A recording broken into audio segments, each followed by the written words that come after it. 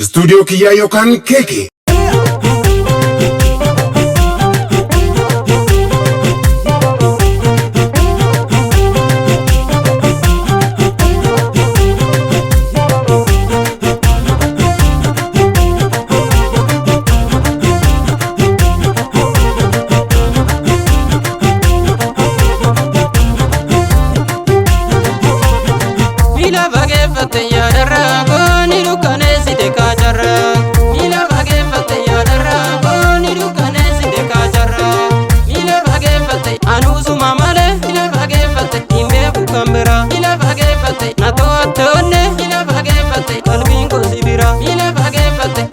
Jalala ila bagefate nambate garkabe ila bagefate arako asbai ila bagefate inta usidabe ila bagefate udon kiyawade ila bagefate nanyachu kunkuma ila bagefate askoba kajirtu ila bagefate dawan kiyasuma ila bagefate ya darago nirukane site kajara.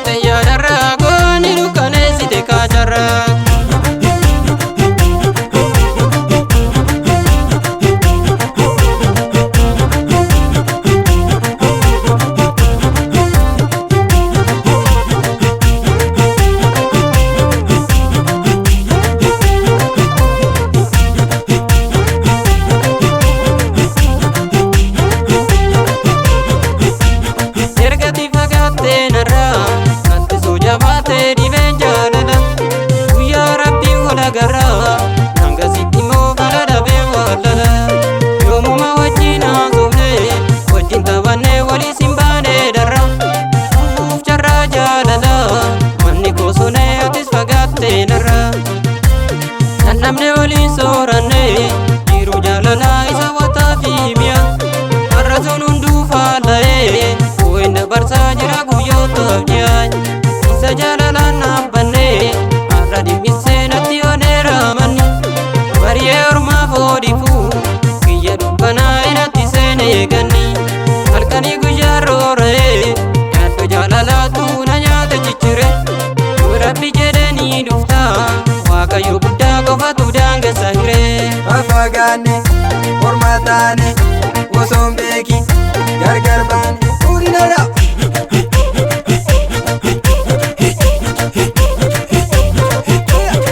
Mare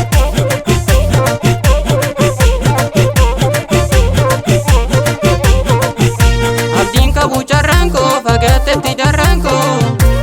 Rattano filala Darrako dawitiko Bana meduchi hokai chitiko Wajinda barsine turre ero darra chalu Wagaktu sana binku tuhurku kaunu silanu Ikunka hurriba malawa ya darrako Utosifana bau dumfaniste charrako Hagenya nubidu jira imbeku wachibute Ulani kosof jutate abdinki yanni dute Najibi tarjede ton imbeku tasayade Wajinda barsine turre yero undarra chalu Fagatu sana bringu tuhurku kamnu silanu Abdi simuru Sinegani Kena ganama Sifana bare Jiru kanani Olbutiga akana